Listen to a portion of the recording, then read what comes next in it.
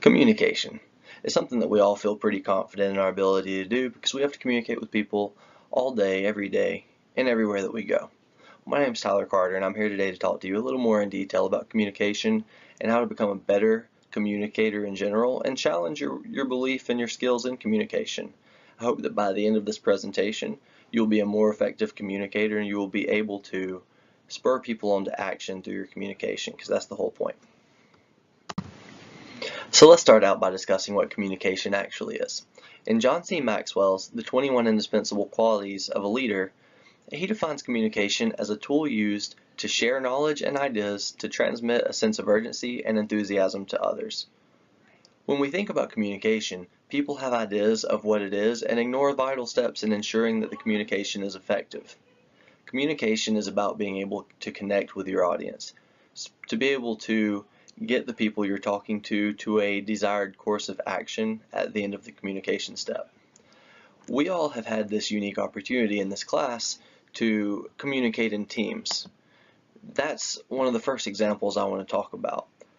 In our course, we have had to have a group project throughout the entire time. We've had to communicate through Google Hangouts or Blackboard Collaborative or text message or phone calls, and we had to communicate on a daily basis. Sometimes the communication may not have been effective, and other times it may have. But regardless, to get from the beginning of the project to the end, communication was key. Another example of how communication is important in leaders is our presidents.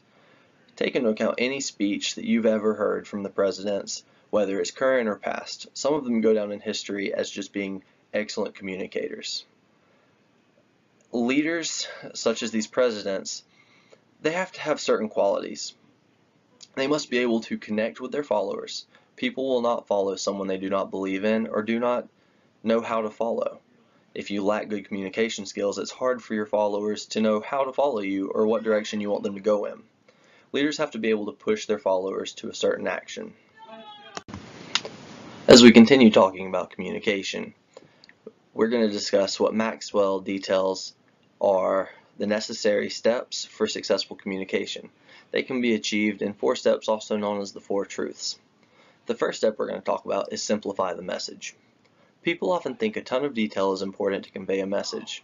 The truth is, too much information can get confusing, overwhelming, and a lot of it gets forgotten. Being clear and direct is very important and is the first truth. As Napoleon Bonaparte, a great military general back in the past, depending on how you feel about him, he would always tell his secretaries, be clear, be clear, be clear. He understood that it's okay if the message is simple. That's great. It just needs to be a message that can be understood, every single bit of it, and people are going to follow it and they're going to understand it. So that's the first thing. We have to simplify our message. The next we're going to talk about is see the person. I was a little confused by the wording of this when we first started, but as I began to read into it more, it made perfect sense. See the person is asking yourself a series of questions. Who is the audience? What are their questions? What needs to be accomplished in the communication? And how much time do I have for the communication? Answering these questions allows for the message to be communicated the way the audience will receive it best. If you can understand your audience, you'll be a much more effective communicator. The next of the 4 truths that we're going to talk about is show the truth. This is all about credibility. Credibility is key and it precedes all great communication. A leader has to believe what they are saying. Beyond that, they have to live it. If the traits of good communication are ingrained into the speaker's everyday life, they will be very credible to the audience. Basically, if they live out good communication practices, they're going to be able to show that to the people that they are talking to.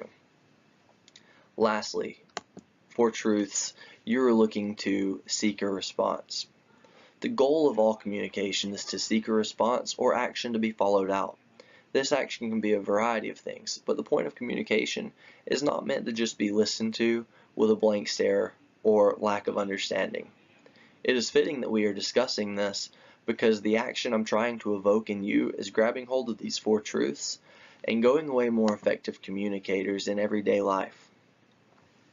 We're not just communicating to large crowds or audiences. You communicate with everyone that you're around, and everything that we say is not necessarily verbal.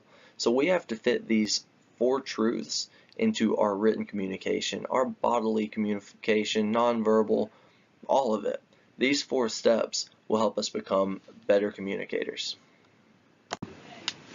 So in conclusion, I want you to realize that however good a communicator you are, there is always room for improvement.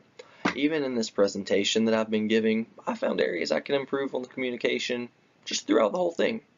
Increasing your communication skills will help you out in every way of life, no matter which end of a conversation you are on.